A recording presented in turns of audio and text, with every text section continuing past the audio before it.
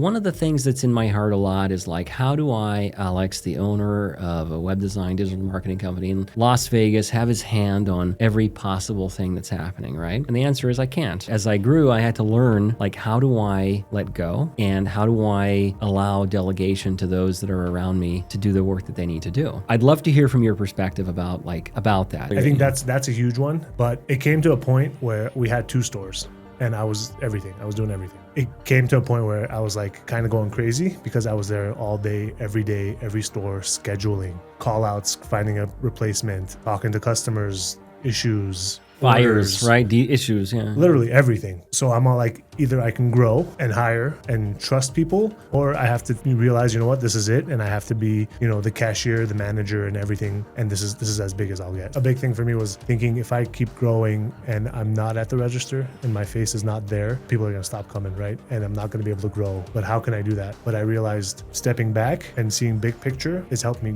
grow more. But also, interestingly, I find in my own business too, it happens from, maybe it's a particular problem, like a unique, interesting problem on a site or in a campaign that we're running some ads with, right? Like something's going on, the person that's like the developer or the system admin or the media buyer, right? Whatever it is, they're not certain of what the problem is because they're in it so deep that they only see that particular thing. And I feel like I see it a little bit more removed because I'm not doing it. I'm not in that every single moment. I'm right a lot of the time.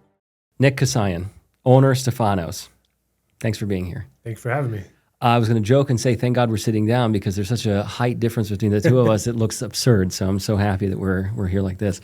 It's been on my mind to talk to you. You're the owner of, is it 4 locations? 4 locations. Hopefully there'll be a 5th near my house very soon. I'm on the lookout for the location for you. A great restaurant. And it's something that you've built up over a long period of time, correct? Very long period. Very long period of time. Decades, correct? Yes. Was with the family, correct? Passed to you, is that correct? Yes. Okay. And one of the things that's in my heart a lot is like, how do I, Alex, the owner of a web design digital marketing company in Las Vegas, have his hand on every possible thing that's happening, right? And the answer is I can't, right? You know where I'm going with this. Yes. So in the beginning, in my humble beginnings, let's say about almost 15 years ago when I started, I was the doer of all things and I could manage each thing and I knew what was happening on each thing. And that was, comforting in one degree, super difficult and stressful in another. And as I grew, I had to learn, like, how do I let go and how do I allow delegation to those that are around me to do the work that they need to do. And just like as a bit of a summary, it's like in the beginning, didn't have much money, had to hire, I was looking for the cheap, right? Because I couldn't afford anything else. And over my career, I learned that's the absolute opposite of what I need. I need the most expensive, not the least expensive, because I'm going to do it much faster and better the first time. I'd love to hear from your perspective about that. It's how do you let go, knowing you have 4 operations, knowing there are standards, knowing there's a brand, knowing that you're responsible for feeding how many? It's at least hundreds and hundreds a day. Oh yeah. Or more. Yeah. Right? Like yeah. Well, more than that, I think it's the employees, right? That's what I have, about 100 employees, maybe more. So my thing is like feeding them, right? Making sure they're getting their paycheck is more important to me. Obviously, not more important, but making sure that they're getting paid. So that's always on my mind is like, I can't mess up because I have all these people relying on me. You're responsible for the livelihood of 100 plus employees and their families. Yes. I love that. And totally. I think that's a huge one. But it came to a point where we had 2 stores and I was everything. I was doing everything. Yeah. I do have my sister as a partner, but when it came to running the stores, she handles more of the recipes and the back end HR, payroll, all that fun stuff that I want nothing to do with. Mm-hmm. But when it comes to the store level stuff, it was all me. And it came to a point where I was like kind of going crazy because I was there all day, every store, scheduling, call outs, finding a replacement, talking to customers, issues, fires, right? Issues, yeah. Literally everything. So I'm all like, either I can grow and hire and trust people, or I have to realize, you know what, this is it, and I have to be, the cashier, the manager, and everything. And this is as big as I'll get. So I had to just trust the staff, trust my employees, which is not easy. And I learned that doesn't matter what you pay, you can find an employee that wants a high salary. They're going to come in. Doesn't mean just because they want that higher, just because they wanted that higher pay rate, doesn't mean they're going to do what you want or what you need. It's all about finding that person who cares, who gives a shit. That's it's hard to find, of course. But I found that some people come in at at $16, $17 an hour and give a lot more than someone that I hire at $20, $25 an hour. Obviously, then I'll move them up. But over time, of course, yeah. So I learned that, and then trying it out, and then letting go. Obviously, what's the worst that's going to happen? Sometimes I think about it, and I always say like, hey, if it's a major issue, obviously let me know and we'll do it together. Yeah. But if it's something that you decide and you can, if it doesn't work out, we can fix it. Decide that issue, and then we'll fix it afterwards if it needs. Yeah. I never get mad at anyone. I never yell or angry. If something goes wrong, I'm like, hey, you know what? Maybe next time we'll do it this way. Yeah. That's just my main thing, is never be upset at anyone, because, I was there at one point, and I figured it out. I tried it out, and I'm glad no one yelled at me. So I would like that same. That's what I try to do. I love that. So two things that come to my mind. One, I have a lot of respect for that, because it's easy to yell when you're upset. It's easy to go that direction for many, right? Yeah. And to be able to do it in such a way where, hey, we respect each other and this is a learning opportunity, I think is beautiful. Yeah. I love that very much. And it's like I've said many times that it's how do I say it best? I hire for personality, and skill can be. You can teach the skill. Yeah. Right. You can't teach the wrong person a skill because they don't have it within them in order to do that, right? They don't have that drive, they don't have the thing. And the person that does have it, I'm willing to spend infinitely amount of my time with, because I see the growth and it'll be of help and everything. Exactly. And regarding like I remember once reading a great book by Tim Ferriss called The 4-Hour Workweek. I've read it. Amazing book, right? And one of the things he said was to the company that was fulfilling the orders for, I think it was his like gym product or whatever it was, he said something like, hey, if you can fix this problem for $400 or less, don't ask me, just do it, and we'll talk about it later, right? Or we'll deal with it in some other issue. Do not make it an urgent thing that you need to somehow call me on. And it's like it alleviated a lot of the issues when you could just solve it by that, by paying for it. So I thought that was very interesting. It reminded me of it. It can't always go well, though, right? I assume that there's countless times in your professional life where you're dealing with these problems, and it's tough, right? It's tough because look, for me, being in your shoes, one of the things that comes to my mind that frankly would scare me a lot is the exposure, especially from the food critic, right? Type people that have everything in the world negative to say, right? How do you deal with review? Like, what are you doing are you walling yourself off from that? Or is it the opposite of like, I'm reading them good, bad? And a little bit of both. So I used to have it where it would show up on my phone right away. Yeah. And it would be Friday night. I'm having a good time with my friends, and I see that, and then just takes me out. Yeah, and it's I call it like a stupid. It's a complaint. Like a review shouldn't be a complaint. If there's an issue, call the store. We'll fix it, obviously. But so it would just take me out the night. Yeah. So my wife told me, hey, no more of that.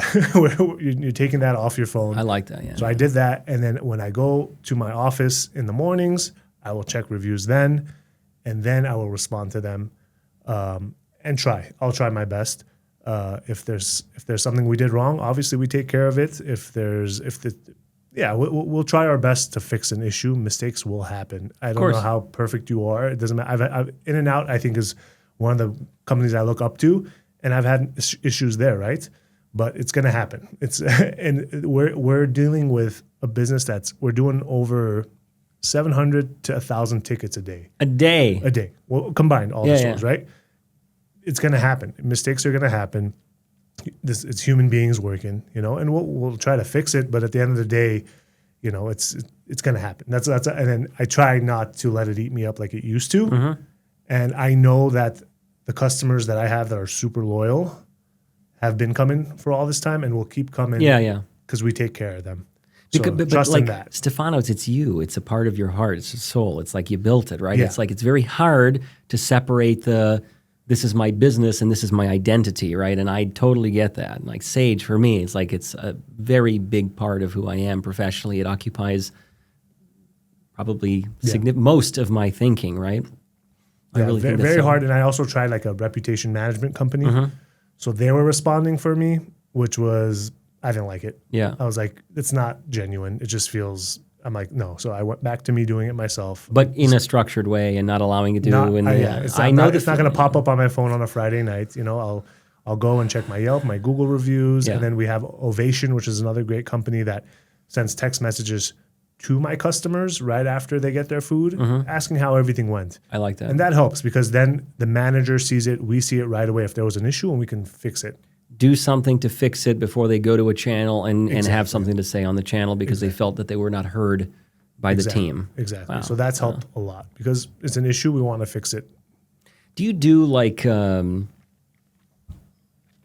kind of structured, like maybe not training, but weekly, bi-weekly, monthly? Are you getting people together for continued like reminding of the brand? Is this something the management is doing? Like, how do you do that? How do you consistently maintain standards that way? I'm just so interested in that. So yeah, that's one of my biggest things is to create that culture.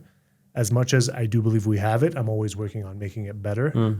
And training procedures, right? Training procedures and me actually being there, my sister and my cousin, we're all involved. We're all co-owners together. We're always there. We're not just leaving it to the stores. So us being there, I think, is the biggest part of the culture. They can see how we run things, how we want things run, and then feeling that family vibe of how it's run. Look, if your team sees you being nasty to a customer, very bad, right? Yeah. Well, you're not going to do that. I'm just saying. If they see that the head is doing that, then it's say, oh, it's okay for me to do that. Alternatively, if they see you working hard, they see you interacting, doing the best you possibly can to create the right experience, then I hope that, the right people are going to emulate that. Yeah. And another thing we did, which is huge, is we hired an operations manager. He's a chef who's been in the restaurant business for a long time. He's also a good friend of mine for a long time. So he sees the vision. And I think if it's not on paper, it's very hard to explain to your staff, right? So I make sure everything I tell my staff is also on paper. So if I can't go back and be like, hey, you did this wrong, or this is not the right way, without it being on paper. You have like a playbook that you continue to add to? Playbook. Interesting. We just invested in another software that's going to help us implement that and make sure the employees have read their playbook, the training manuals, and all that kind of stuff. And that's great. And levels to their employment. You know, like if you're a cook, you start at level 1, level 2, level 3, work your way up. But you do tests and training procedures in the way. And it's all about training and continuous training. Yeah. Like I said, you can't just train and forget about it. I go into the stores, I remind the staff, I remind my managers, hey, we're doing things this way. Hey, something we talked about, kind of people are forgetting. Let's go back to it. Yeah. It never ends. So the restaurant world, I realized it's not like, ooh, we figured it out. It's done. We can rest now. Because I'd stress out. I'm like, when is this ever going to end? Then I realized it's not going to end. It's never going to be perfect, but we can strive to get there, obviously, and continue making it better and better and better and better. Again, it's not going to be perfect, but I think that's the fun part of it, is always trying to make it better. And then along the way, you grow and you open another store, and then more new things you learn more. And then hiring experienced managers is a huge one for me, store managers. Fortunately, now we can afford that. Yeah, of course. When I had 2 stores, even 3 stores, I couldn't hire a store manager. I didn't have the budget for that. But now that we have 4 stores and Stephano's has a great reputation, we're consistently busy enough that I know I can afford that. Helps a lot. Of course. Helps a lot. The right people in the right places. Yeah. I learned from them. You know what I mean?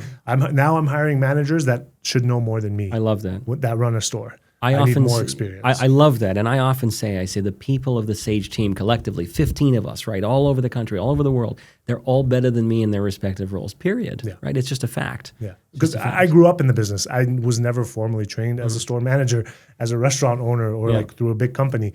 I kind of learned as I went. So now I like to hire people who have experience from big companies. I love that. That want to now, feel a little more appreciated and work for a family restaurant, which we kind of do, which we do. So I like to bring them on, and it's been a great success for us to hire that store managers who want to feel more involved. Wow. Yeah, so 100+ employees, right? Managing, I just imagine the payroll, imagine all the HR stuff, as you said, intense. call outs, sick days, this and this. This is, yeah, it's not a joke. Yeah, so it does help to have. So we have the district manager, we have an operations manager, and then we have a kitchen manager who. So these three are, I'd say, like our corporate office. In charge of all four locations. In charge of all four locations, and then each store has a general manager that manages that location only. Yeah. We have a massive group chat that's always happening. Anytime there's issues, we talk. We don't just fix it at one store. I try to fix it at all stores. Yeah, I love that. And then our commissary is a huge one, makes my life a lot easier. Yep. Because I have one guy who's marinating the meat. I have one guy who's making the hummus and cooking the garbanzo beans for the hummus. I have one guy who's making the garlic sauce, which is my dad. That's great. So I know it's consistent at all the stores. Yep.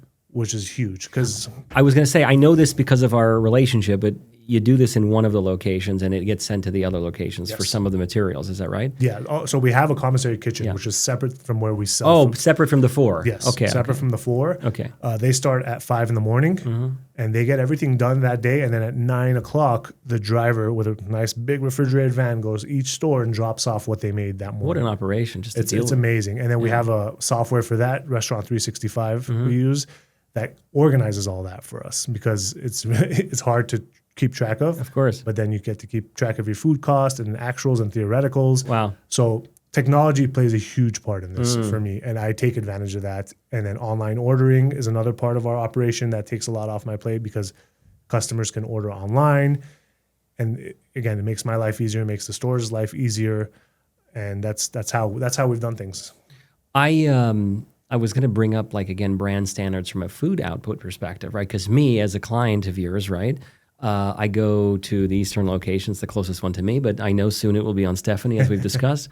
If I go there, I should be experiencing the same kind of result from the item that I'm eating at that location versus the other location. Like, it's important, right? I don't want to get two different experiences if I'm going to different restaurants. Yeah. Correct? Yeah, because we had that. When I first had two stores, I had one store doing everything and another store doing everything as well. So, and then I have customers be like, you know what? I love coming to this store because the chicken kebab tastes better here. Yeah. You know what? I love coming to this store because the hummus is so much creamier here. Yeah. And it would just drive me crazy. It doesn't matter how much you put it on paper. Everyone at the end does things a little different. Sure. So at least if someone's doing something different, it's different at all the stores. Yes. And then we can fix it in one place. I love that. You know, but if it's bad everywhere. I can catch on to it. It's not like, oh, one store is bad, but the other stores are doing great. Yeah. We get it fixed a lot faster that way, more consistent and more fresher. Like everything is fresher a word? It's everything is super fresh because it's made that day. Yeah. We have our pars set, and then the stores order at night. In the morning, it's marinated and skewered and sent out to the stores. Wow. Yeah. What advice would you give to someone, small business owner, someone wanting to scale, et cetera? Like, let's take it to that from that perspective a bit. Like, hire the right people, right? Hire for growth, hire from experience, hire for personality. What are some of like the other bullet points that you would say that are like super important if you were to give advice to a younger version of yourself? So take your time, which is something I learned from Stephano, who was my uncle who started it all. When I was younger, was just rushing to grow and expand, and he'd be like, maybe that's not a great location. Maybe not right now. Maybe, you know, and I think that was some really great advice. Now I know to take my time and find the right location when I'm expanding. Make sure I am ready to expand, because you expand when you're not ready, you're gonna lose what you had too. Not just what you're trying. You're taking on a accomplish. massiff financial cost associated with it. So with this isn't just opening a website or something. This is a big deal. Yeah. This is it's huge. It's a lot of work. If it's specifically for restaurants, I let everyone know if you're doing this to make money, you're probably not going to do it you're not going to make money for a long time. I worked for my family from 18 till about 27 without making any money. I got free food and, paid some of my bills. Other than that, I used to be a DJ on the side to make money to spend. But I had the vision, I had the idea, I knew we had something here. So I kept working. And then next thing you know, I'm almost 40 years old and I have 4 locations and hopefully more to go. Yeah. But I have a staff that I I have a happy staff and I pay them. And that's what brings me joy is like, I can do that. Yeah, it's a huge, huge responsibility that you have. I just said it earlier in a conversation I had was like, I have the burden in my own business of hundreds of websites in our ecosystem, dozens of clients where I'm responsible for major, major ad spend, right? Major marketing dollars that, again, just to restate what you just said is that I'm responsible for these people's lives. I'm responsible for their employees' lives. I'm responsible for their families' lives, right? I'm saying like the success or failure of what we are doing, I take it to that degree. Yeah. It's a burden on my shoulders of which is I take very seriously. Yeah. And I love that. I love that. Wouldn't change it. Love what I do. No, same. I really enjoy it. Like at the end of the day, if there's an issue that needs to be taken care of, doesn't matter where I am, what I'm doing, I take care of it. Yeah. Like let's say specifically this morning at 8 a.m., I got a text message from a pharmaceutical rep saying, hey, like your online ordering is down for me to order because it needs to be 4 hours in advance. Can you help me out? I was like, sure. So they call me and they're like, so which store are you at? So I'll pick it up from there. I'm like, I'm actually one of the owners and I'll put it in for you at any store you want. She goes, oh, wow, I'm talking to the owner. And I was like, yeah, it's a family business. We make it happen. Like whatever you need, I'm going to make it happen. Cause at the end of the day, a happy customer, you're going to come back. We're going to stay. We'll take your order. We'll make it happen. Sure. If my managers are not on the clock right now, I'm the manager at that moment, but most of the time my managers are there taking care of things. At the times they can't, I'm there to step up and take it. Yeah, and it's, look, that owner view, I shared the same one, of course. It's very difficult to build into those, to the management, to the teams and everything. Yeah. It comes back to the culture and the things you said and all that. But I love that because I've seen in my life in various times that someone achieves a certain level of success, it becomes like a beneath me. I'm not doing this. I'm not doing that. I'm too busy right now. I'm not too busy right now. I don't think that that's the right. I always remind myself, remember the road that you walked through in order to get to the point where you are now, right? Yeah. I didn't get to this point in 2026 by not taking care of the things and not being responsive and not doing all of that. And I don't want to get too big for myself, right? To forget where I came from and be humble. Be humble about the things that's happened. I really like that approach. I think that's important. Yeah. Again, I'm always, if I always tell all my customers like, hey, if the store's not responding, they're busy or it's closed, call my phone, text me for catering clients. Because catering is a huge one for me. Mm-hmm. And I make sure still every morning, like there's drivers for those caterings and all that stuff is all set and done, because that's the worst is when you get a phone call from a catering client saying, hey, my food's not here. Yeah. It's 12:30 at a doctor's office. Yeah. So I like to stay on top of it as much as I can as well. I know my manager's doing it, but again, I'm keeping an eye on things. Look, I called you for my son's first birthday, as you well know. You said you didn't even tell me. I think that Alex, we're not even open that on Sunday, but you just said, "I'll take care of it. Don't worry. Thank you very much." I said, "Are you sure?" Like, yes, it was wonderful. Yeah, thank you. That's the thing is like, my staff is always willing to be there for me. So if I have an order on a Sunday, I know I don't even have to ask them. I know that someone will come in and help and prepare that order. Mm-hmm. And I always want to keep my customer happy. And I don't want to, Sundays I started closing because I needed a day. So that's one thing. If you want to talk about how to let go a little bit, is you need a day off. Yeah. And yes, restaurants 7 days a week would be better. I could make millions of dollars more. But at the end of the year, that time I spend with my family, that time I get to shut off that part of my brain every day is worth it for me. Because for the longest time, I only had Christmas Day and Thanksgiving Day. Wow. And I was like, wow, I couldn't wait for those days to just shut my mind off, because you never know what's going to happen. You always have to be ready. There could be a kitchen fire. There could be something happening. But to have every Sunday off, and I imagine if that's how it feels for me, I can imagine how it feels for my managers, how it feels for my staff to have a consistent day off. Yeah. And I think the employees, I think the customers appreciate that too. And it's only gotten busier ever since we closed on Sundays. So I think in big picture, I don't think we're actually losing that much money from doing it. I don't check my email on Sundays. Nice. I just can't. I'm obsessed, right? I need a day as well. I don't check my email on Sunday. And you know what? It's okay. If it's some critical emergency, I'm going to get a call. Yeah. I'm going to get a ticket that pings all of us anyway, right? So that's been really helpful to me. And we have daughters very similar in age. They're growing up so fast. Yeah. She barely needs me anymore. I'm telling you, like, my wife and I are crying from it. And like, the biggest crime I can do is to not have some dedicated time on a regular basis to be a father and to be in front of them, right? Like, I think that I've told my team, hey, I'm an addict to responding to messages from you. Please don't message me during these times because I can't help myself, right? So just respect the fact that I can't help myself from 5 p.m. to 8 p.m. Please don't text me under any circumstance, right? Yeah. It goes back to that Tim Ferriss thing. If you can handle it on this and that, just do it. Yeah. Please don't ask me. Yeah. And that's been really healthy for me. Not that I'm perfect. I'm a human being. I revert all the time. I regress, whatever. But yeah, if I'm saying this to somebody too, I love the slow down. I always say, like, I'm fast.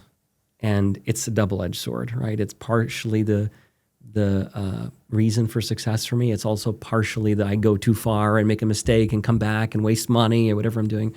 But yes, the pausing for a minute and making sure that we're actually doing the right thing, I think, is important. I'm totally aligned with you on the Sundays. Now, look, if I'm speaking really from the heart here, am I really taking that Sunday off and not thinking or that? No. It's occupying my mind a lot, but at the very least, let me not be constantly checking the email. I'm not worried about that emergency phone call. Yes. Is what's that Sunday. It gives you a different level of relaxation. Yeah. And it's nice to have one day where you're not open. Mm-hmm. I even think of it as like, it gives my equipment time to rest. I like my that. grills are on 24/7 if you think about it. I'm like, let them have a day to rest too. Yeah, that's funny. Yeah, another thing that works for me, and I'm interested your position on this. I found that without scheduling my day out fully in advance, sometimes for day, like there are certain times of the day I do this at this particular time. I find peace in that, and I find that I can actually really succeed in that kind of structured environment. Whereas if I'm simply just constantly reacting and taking calls at any moment, taking discovery calls at any moment, it's a chaos for me and it doesn't work for me. Of course, I have sit in a chair all day. I have a different business than yours, but like, what do you think about pre-planning your day? I do these things at these times. Yeah. Here's the blocks in which I do them. And like, do I follow them perfectly? No, not always, but it's a very good framework for me. That goes back to me checking reviews, right? Is when I used to do it randomly, it would throw off my day. Of course. But if I know, like, hey, this is the time where I'm checking my reviews and customer complaints, there's some kind of piece to it where, hey, we're settling down now. We're going to do this now. And then every morning I like to get my coffee and then look at, deposits, bank account statements, credit card statements, charges. There's hundreds and hundreds of these things happening every day with all the stores. Wow. So I like to just take my time with my coffee and take a look at that. Mm-hmm. And then once I'm done with that, I'm done with that for that day. It does help a lot to be more organized and do things at the right time. I'm not good at it, but it does help. Yeah, for me, look, it's a work in progress for me as well, but at least I'm like cognizant of it and I have it structured in such a way where I'm attempting to do it at that time. So I know I have ADHD, which I can't focus on one thing at a long time, but if I put it on paper, it does help me a lot to follow through and all that stuff. But then also, like, I know that helps me who I am today because my mind is always working on everything. Of course. So it's hard. It's hard. I'm not organized at all, but I'm organized, if that makes sense. You're organized in your way, right? Yeah. It works for you. Yeah. Wow. Okay. Your investment in the app and online ordering, I assume, ties to the POS perfectly and everything, right? Like, that was super important to you, correct? Yes. Huge. Yeah. So right before the pandemic, obviously I didn't know there was going to be a pandemic, but apps for restaurants and the integration stuff kind of started. Mm-hmm. The POS we used didn't have their own app. No one really did. But I found another company that was very small who said, hey, we can build you an app that will integrate with your POS system, and we're not going to take commission. It's just like a monthly fee you pay to us. It was like fantastic because at the time there was only Uber Eats, DoorDash. They were still young too, and they were taking 30%. We didn't really have an online ordering that was smooth other than it wasn't as well, it wasn't smooth yet. So I invested a lot with this company, and we built this amazing reward system and app and online ordering system. And then the pandemic happened. And so I was ready to go with this database of, since 1998, we've been collecting phone numbers and emails. Wow. We had about 30,000 of them, I think, in that database at the time. Yeah, not everyone was a current customer, but we had that information. Second week of the pandemic, we're dead. It's scary. I'm like, we're going to lose it all. I'm like, let me go back to that. So I went on there. I said 20% off. I love it. 20% off. Did a massive email, SMS notification on everyone's phone through the system. Literally, as I sent it, I was at the restaurant. I saw orders start coming in. Wow. And then people are sitting at home hungry. What are they, right? Yeah, and they didn't. I mean, people didn't know we're open. They know we're open, but they're scared. But then they remember, hey, Stephano's has been here forever. At that time, people want to only eat at places where they trusted. People trusted us, fortunately. Thank you. And boom, next thing you know, we're busier than we've ever been. Wow. So during the pandemic, everyone was complaining about, oh, I have so much time to watch Netflix and hang out and sit down. Me and my staff, we had none of that. We were not bored at all. We only got busier and busier during the pandemic and all that. But and I credit that to that. And then with caterings, it's all integrated now through my app, where you order through me. There's no third party, all that stuff. And it automatically goes to my store. My manager knows about the order, and it gets dispatched to a third party company to do the delivery, the driver. It's all set up. So it makes my life easier. It makes the catering customer's life easier. And that's huge for us. And now I can send out mass emails to my catering clients, be like, hey, here's a link, order. If you have any questions, let us know. But that technology is definitely made us who we are today. You know, I didn't know it was proprietary. I thought it was something you just subscribed to. I didn't know that it was something you'd built for yourself. Oh, yeah. I didn't realize and all that. the integrations that I have with the delivery company, because we don't do our own deliveries anymore. Those days are done. We have to contract a driver out through another software, which is either there's Delivered, there's many different companies. So it's all integrated. So it goes to the app, and then it dispatches through APIs and all that to that other company. Wow. And I sat there and called the CEOs, the CFOs of those companies and asked if I could do this. And they're like, we can make it happen for you. It took a while, but they did it for me. And I was like, cool. I didn't know I could do that. I love that. I love that. Yeah, but I had a vision of things in the restaurant world that I wanted to happen, but weren't there. So I kind of made it happen, which is huge for me. I love that. I love that. That's interesting. See, I learn something new with you every day. I didn't know that. I think one more point that comes to my mind is like, what are like some of the major points? Like, what got harder from 1 or 2 to 4? Like, right. So what got specifically harder for you? So store 1 was UNLV location where I grew up in. I was 13 years old. I'd worked the summers. And then as I turned 18, I went in full time and realized I was going to school to be, I wanted to be a doctor. I still do, but I love the whole medical world and biology and all that. But as I was going to school, I was also working at the restaurant, and I was like, ooh, I loved eating out. As a kid, I loved eating out in restaurants. So I was like, hey, let's change this around. Because once I was older, people would actually listen to me. By people, I mean my uncle and my grandmother. Yep. And I was like, hey, let's change this. Hey, let's change this. Next thing you know, it's lunchtime. We have a line out the door.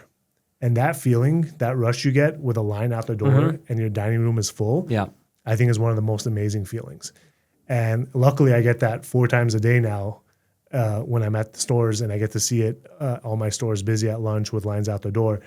I think that rush is what made me want to continue doing it. So I changed my major to marketing degree at UNLV. I graduated from UNLV, and it was time to expand or move on, get a job in the marketing world at something. I got really lucky, and we opened up our second location in Henderson. The landlord really believed in me because of my degree. I had a marketing plan, a business plan. I had the professors of UNLV help me create those plans. Oh, wow. The landlord wanted a franchise, a major franchise. At first, they didn't even want to look at me. But I kept pushing. I had a good mentor. He said, hey, keep talking to them, invite them over for lunch. I invited them to lunch. They came to the restaurant, and it was one of those days where you're busier than ever at lunch with a line out the door. And while I'm talking to them, customers are coming up to me and thanking me. It was like as if perfect. They're like, "Hey, did you plan this out?" I'm like, "No," But it was like it was godsend. That my best customers were there. I don't know if they sensed it, but something would happen. And then I think that was a big turning point for Stephano's, because now we're not just at UNLV, we are in a residential area with a hospital across the street. That's the one I go to. Yes, down the street. So going from that now to 2 stores. I have staff at the first store. The first store is UNLV, so we know when we're going to be busy. Lunchtime, because the students and the professors walk to us and walk back. And then dinner, you might get a little rush. Weekends dead. Friday's dead because there's no school. Holidays dead. So we're used to that. Now we open a store in a residential area, more affluent. There's a hospital. There's offices. Day one, I'm the only cashier and 1 cook. And all of a sudden, we're doing numbers much bigger than our first store. And I did not know that's possible to do. And I'm like, oh boy, I need to hire. So I'm stressed out. I'm 20-something years old. I'm like, okay, now I need to hire people while I'm open. And it's only getting busier and busier and busier and busier. So I realized, hey, this isn't a one-man operation anymore. Now, and then we went to 3. Now we have four people in the front, 4 to 5 people in the back at all times. So learning that. Then now I'm managing much more people. I'm managing 2 stores with, I thought it was going to be like maybe 6 people, but now I'm managing 15 people. So big learning curve. So that certainly got harder. That certainly got harder, but I learned. I figured it out.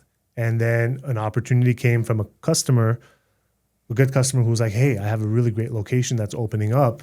It's a restaurant in there, but they're leaving. Would you like to take it? I was like, I love that location. Let's do it. So without even thinking, like it was at the register while we're talking is when we made this deal. You know what I mean? Obviously we didn't sign the paperwork there, but that's how it happened. And then there was no plans to expand, but I saw the opportunity. You have to take and it. I knew I had to take it. I knew I had to take it.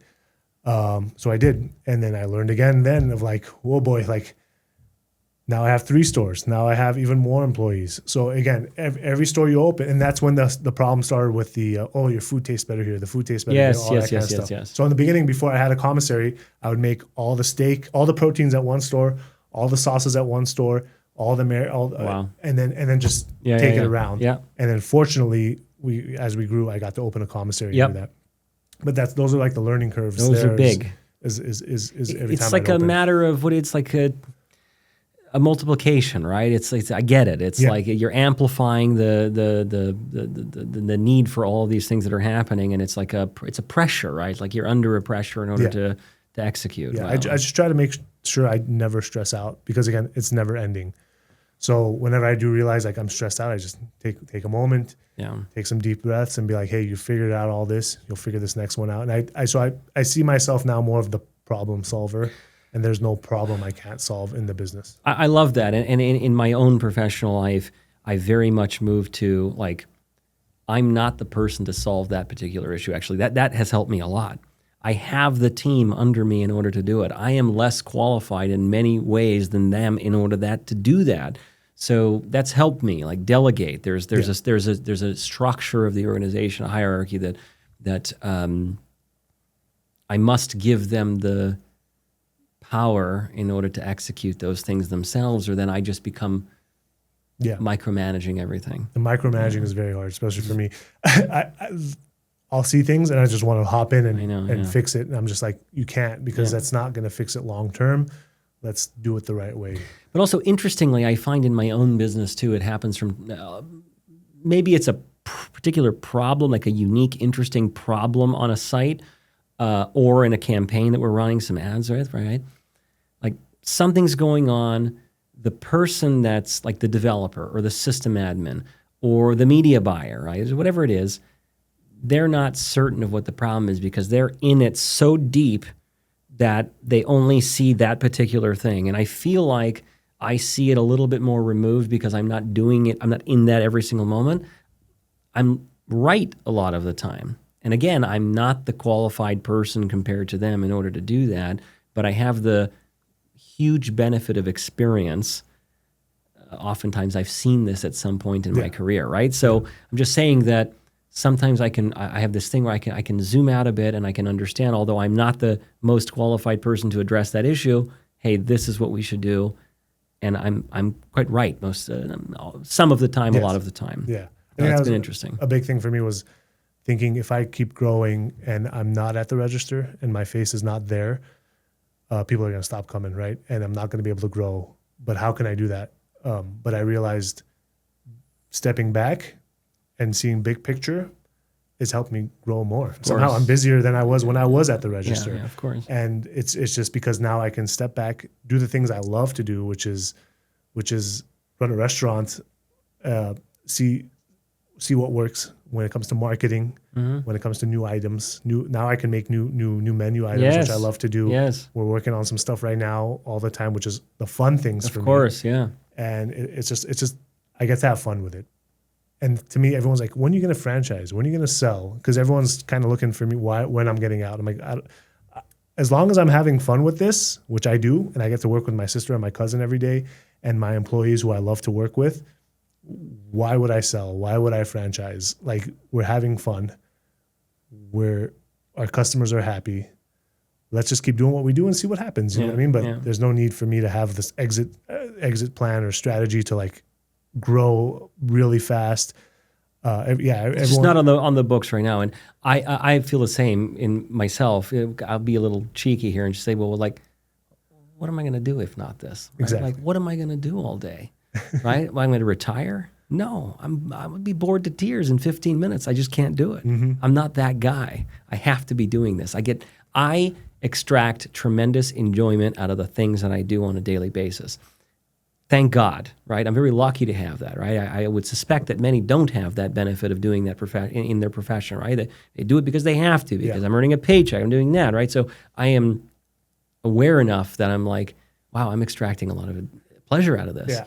And not to say that everything's enjoyable. It's not. I'm under tremendous pressure often, right? Yes. But somehow I tell myself that that I love that, and so yeah. What else am I going to do? Exactly. My wife says all the time. She goes, "I think you're the only person I know who actually loves their job, and is excited to go to work in the morning and all that." That's a beautiful gift. It's amazing. I do love it. Yeah, and again, it's not easy. No, it's not like I'm playing golf all day. No, it's stressful. But I thrive on that stress a little bit. Yeah. And sometimes when things are going too well, I feel like, ooh, I need to do more. Yeah, I need to do more. And that's how more stores get opened. Yeah. Well, look, I really appreciate you spending the time with me. There's a million things you could do besides talk to me in the middle of the day on a Thursday. I learned a lot. I really enjoyed it. It's important, I think, for people to hear the success of someone that built something over their entire career, right? And thank you for being open about it. And one last thing is to the younger me is keep doing it. Yeah. It's like they say, like, every day is long, but then you look back and time flies by and you grew something. Yeah. It's not going to happen overnight. Luckily, I had the patience. I don't know how I had the patience, but I had the patience to keep trying. And then it happened. Yeah. So as long as you believe in your products, you believe in yourself to do it, keep trying, keep doing it. And at some point you will get there. If you know what you're doing, you will get there. And if you don't, find a mentor, find someone who does know what they're doing, and listen. Yes. That's the biggest thing I learned, is to listen. And sometimes I'd be like, oh, I know better in my head, but I'd be like, no, you don't know better. Let's listen. And that helps a lot. Listening to those that like, if you're so lucky to find a mentor that is successful and that has done similar or another business type, right? That's a big blessing. Yes. Big blessing. And like, for example, if I'm speaking to the younger version of myself, I think to myself, I wish I had Alex at 40 in order to talk to. I would have made so many less mistakes. Yeah. Right? So I wish I had that, both personally and professionally. I often say too, it's like, if I can see it in my mind's eye, I can make it happen in the world. Yes. And I say to anybody that has a dream, anybody that has a desire to build something or whatever, a store, a product, whatever, a service, like, make it make sense in your mind's eye, and nothing can stop you. Only you will stop yourself. It's crazy you brought that up, because I always imagined how things would be. Yeah. I envisioned it. I envisioned more stores and how I would want things to run and all that. And then next thing you know, it happened. And now back to the point of now I enjoy talking to younger restaurant owners and restaurant owners so much, and like I love talking to them and giving my advice or giving my mentorship. So if anyone wants to reach out, please do. Like, I enjoy it. I love that. I enjoy the restaurant world. I enjoy the whole process of things, of growing.